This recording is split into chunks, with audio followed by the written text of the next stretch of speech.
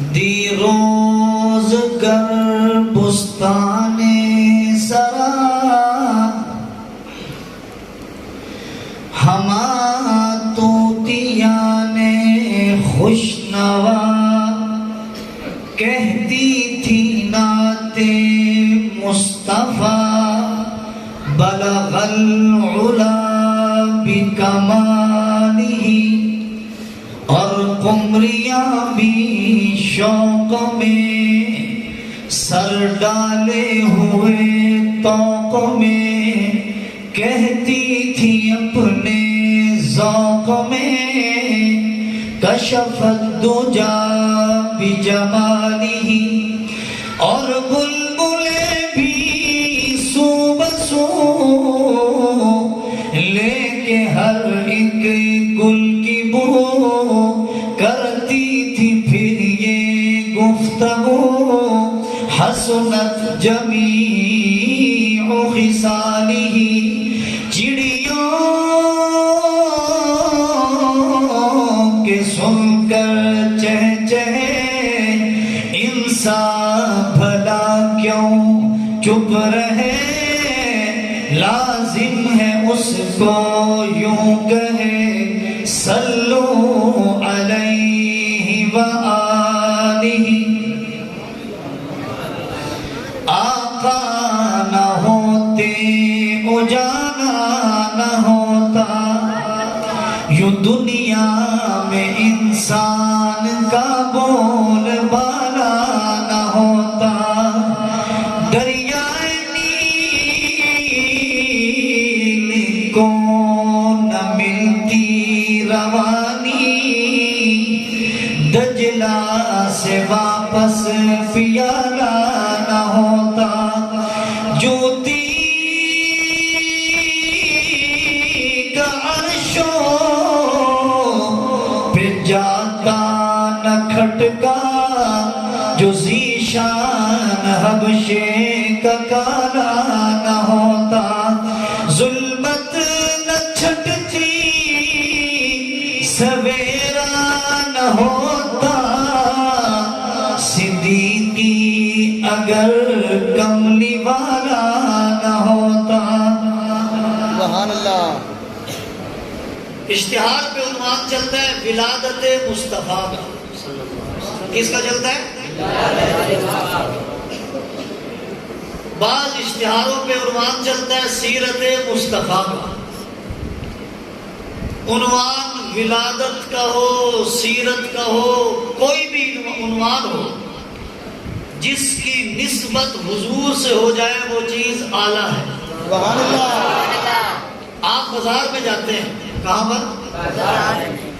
دکاندار کے پاس جاتے ہیں، کپڑا خریدتے ہیں، کپڑا خرید کے لاتے ہو دو قسم کا، ایک کپڑے سے اپنے جسم کے لباس کو بناتے ہو، ایک کپڑے سے قرآن کے غلاف کو بناتے ہو۔ اگر یہ جسم والا کپڑا نیچے گر جائے چوم کے اٹھا کر سینے پہ نہیں لگاتے، اگر غلاف والا کپڑا نیچے گر جائے اٹھاتے بھی ہو، چومتے بھی ہو، سینے پہ بھی رکھتے ہو۔ میں نے پوچھا کہ بازار ایک دکان سے کپڑا آیا ہے، ایک فیکٹری میں کپڑا بنا ہے، ایک کپڑے کو چوم کے آنکھوں پہ لگاتا ہے، ایک کپڑے کو چومتا نہیں ہے، پھینک دیتا ہے۔ میں نے کہا فرق کیا ہے؟ جواب دینے والے نے جواب دیا کہ اس کی نسبت میرے ساتھ ہے، اس کی نسبت قرآن کے ساتھ ہے۔ ایک آدمی مدینہ منورہ میں جاتا ہے، کہاں پر؟ کہاں جاتا ہے؟ مٹی پاکستان کی بھی ہے، مٹی مدینہ کی بھی ہے۔ وہ مدینہ سے مٹی اٹھا کے لاتا ہے، پاکستان کی بھی لاتا ہے۔ یہاں کی مٹی نیچے گر جائے اٹھاتا نہیں ہے، چومتا نہیں ہے، سرما نہیں بناتا۔ اور مدینہ کی مٹی اگر تیرے شہر میں آ جائے حاجی لے کر، تو اس کو اٹھاتا بھی ہے، چومتا بھی ہے، آنکھوں پہ لگاتا بھی ہے۔ میں نے پوچھا کہ مٹی وہ بھی ہے، مٹی یہ بھی ہے، فرق کیا ہے؟ تو جواب دینے والے نے جواب دیا یہ مٹی پاکستان کی، اس کی نسبت مدینے سے ہے۔ بولے نہیں ہے، سبحان اللہ نہیں ہے۔ عنوان جو بھی ہو، عنوان کیا ہے؟ نسبت کس کے ساتھ ہے؟ سرکار کے نسبت دنیا میں جو بھی بندہ آتا ہے پہلے اس کی ولادت ہوتی ہے، بعد میں اس کا ذکر ہوتا ہے۔ میری پیدائش سے پہلے مجھے کوئی جانتا نہیں تھا، میری ولادت سے پہلے مجھے کوئی جانتا نہیں تھا۔ دنیا میں جو آتا ہے پہلے وہ ولادت ہوتی ہے، ولادت کے بعد تعارف ہوتا ہے۔ دنیا میں جتنے بھی نبی آئے پہلے ولادت ہے، ولادت کے بعد تعارف ہوا ہے۔ حضرت آدم دنیا میں آئے، پہلے ولادت ہوئی، بعد میں ان کا تعارف ہوا۔ حضرت نوح علیہ السلام سے لے کر حضرت عیسیٰ تک سارے نبی آئے، پہلے ولادت ہوئی، تعارف اور ذکر بعد میں ہوا۔ لیکن میں جس نبی کا امتی ہوں، آپ جس نبی کی امتی ہیں، ان کی ولادت بعد میں ہوئی ہے، تعارف اور ذکر۔ اگر میں اس کو یوں کہوں کہ ہر بندے کے ذکر کی ابتدا ہوتی ہے ولادت سے، انتہا ہو جاتی ہے وفات پر، لیکن میرے نبی کے ذکر کی ابتدا ولادت سے نہیں ہوئی، میرے نبی کی ذکر کی ابتدا عالم ارواح سے ہوئی ہے۔ اللہ نے قرآن میں کہا وَإِذْ أَخَذَ اللَّهُ مِيثَاقَ النَّبِيِّينَ لَمَا آتَيْتُكُم مِّن كِتَابٍ وَحِكْمَةٍ۔ اے نبی جی، تیرے ذکر کی ابتدا ولادت سے نہیں ہے، بلکہ ولادت سے پہلے عالم ارواح سے اللہ نے آپ کے ذکر کی ابتدا کی ہے۔ بلکہ میں تو یوں کہتا ہوں، ابھی تک میرے نبی دنیا میں آئے نہیں تھے، ہر نبی نے آ کر کے میرے نبی کا تعارف کروایا ہے۔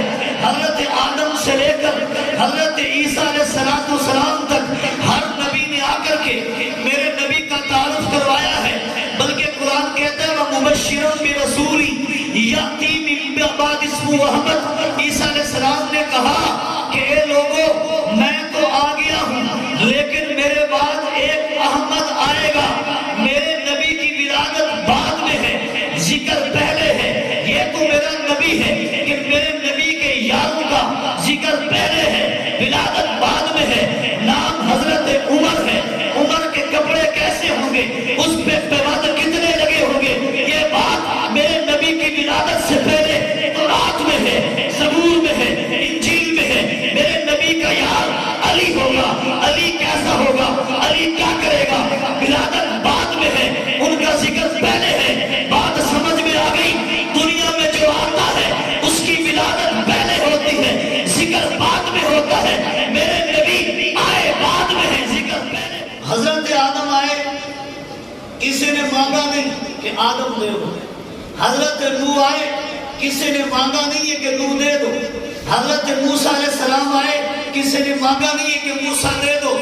ہاں اگر کسی کو مانگا بھی ہے، توجہ میری طرف ہے، ہاں اگر کسی نے کسی کو مانگا بھی ہے، حضرت زکریا نے اللہ سے دعا کی، کہا یا رب ربی حب لی من لدنک ذریۃ طیبہ، اے اللہ مجھے بیٹا دے دے۔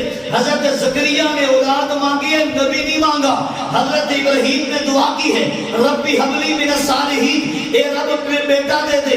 ابراہیم علیہ السلام نے بیٹا مانگے، بطور نبی کے نہیں مانگا۔ جب میرے نبی کی بات آئی ہے، اللہ تعالیٰ نے حضرت ابراہیم کو حکم دیا ہے خانہ کعبہ تعمیر کر دو۔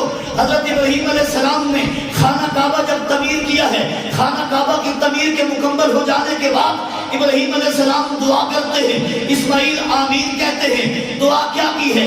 پہلے سپارے میں اللہ فرماتے ہیں ربنا وابعث فیہم رسولا۔ ابراہیم نے کہا اے اللہ ایک رسول بھیج دے، بلکہ ابراہیم علیہ السلام نے کہا اے اللہ خلیل اللہ نے خانہ کعبہ تعمیر کر دیا ہے، اس کو بسانے والا رسول اللہ بھیج دے۔ میں نے مدرسہ بنا دیا ہے، مدرس تو بھیج دے۔ میں نے ادارہ بنا دیا ہے، مدیر تو بھیج دے۔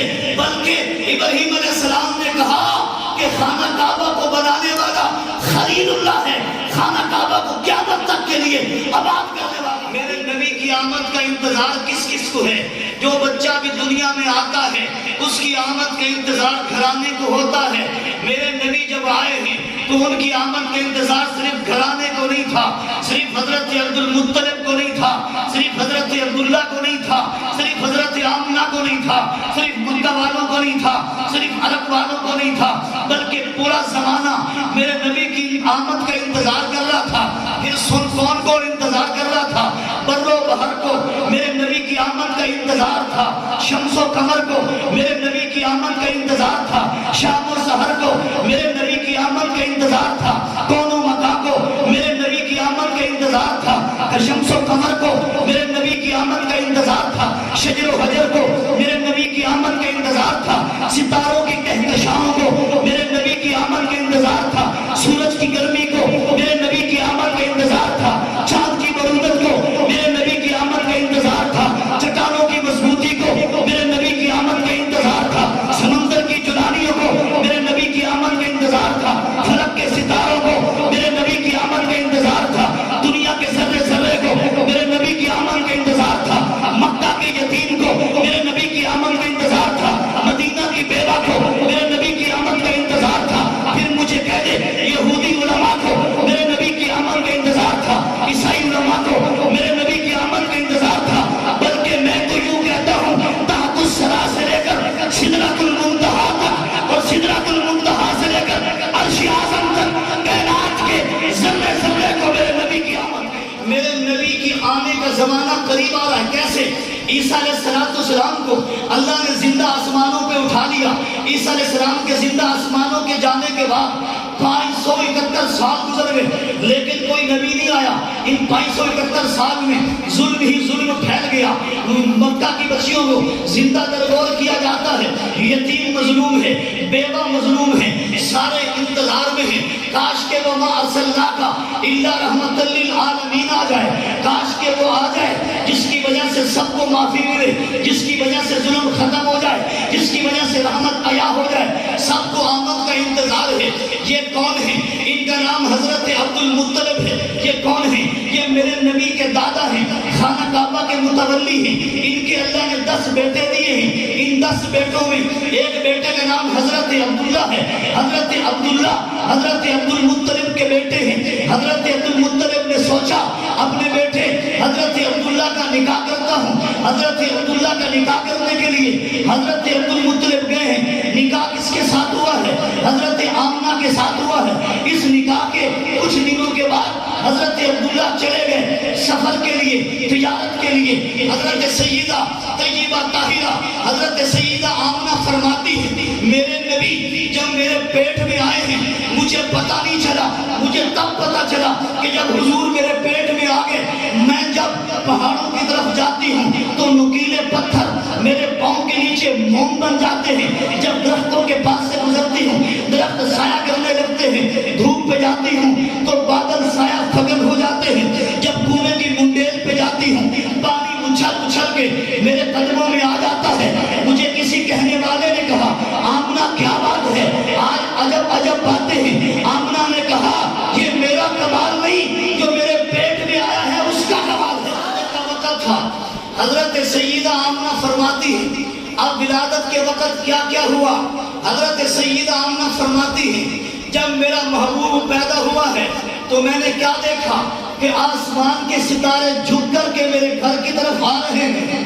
میں نے سوچا کہ ستارے کیوں آتے ہیں تو مجھے پتا چلا کہ یہ ستارے بھی اس کے غلام ہیں جو دنیا میں آ رہا ہے۔ اور اس کے بعد میں نے کیا دیکھا جب حضور کی ولادت ہوئی ہے میرے جسم سے روشنی نکلی ہے، ایک نور نکلا ہے۔ اس نور نے ملک شام اور بصرہ کے محلات کو روشن کر دیا ہے۔ سیدہ آمنہ فرماتی ہیں کہ آقا کریم صلی اللہ علیہ وسلم کی جب ولادت ہوئی ہے جس رات میں حضور آئے ہیں کسریٰ کے 14 کنگرے گر گئے ہیں اور آتش کدہ جو فارس کا تھا جس میں ہزاروں سال سے آگ جل رہی تھی وہ بجھ چکا تھا۔ تو فارس کا جو بادشاہ تھا وہ بیر نکل کے پوچھتا ہے یہ آگ کیوں بجھی ہے؟ قیصر روم پوچھتا ہے کنگرے کیوں گر گئے ہیں؟ تو راہب اور پادریوں نے کہا اے چپ کر کے بیٹھ جا، اب دنیا میں وہ آیا ہے کہ جو بادشاہ ہے تمہاری بادشاہ۔ اور حضور کا فرمان ہے من صلی علیہ عند قبری سمیتہ ومن صلی علیہ نائم ملتہ، جو میری قبر کے پاس آ کر درود پڑھے میں محمد خود سنتا ہوں۔ ومن صلی علیہ نائم ملتہ، اور جو اپنے گھر پہ بیٹھ کے پڑھتا پڑھتا ہے ان للہ ملائکۃ سیاحین فی الارض، فرشتے گھوم کے سنتے ہیں، نبی کو جا کے بتاتے ہیں کہ فلاں بن فلاں نے آپ پر درود پڑھا ہے۔ سب کی سب سے پہلے مشیت کے انوار سے، سب سے پہلے مشیت کے انوار سے نقش روح محمد بنایا گیا، پھر اسی نقش سے مانگ کر روشنی بزم کون و مکان کو سجایا گیا۔ وہ محمد بھی، حمد بھی، محمود بھی، حسن مطلق کا شاہد بھی، مشہود بھی ظاہراً امیوں میں اٹھایا گیا۔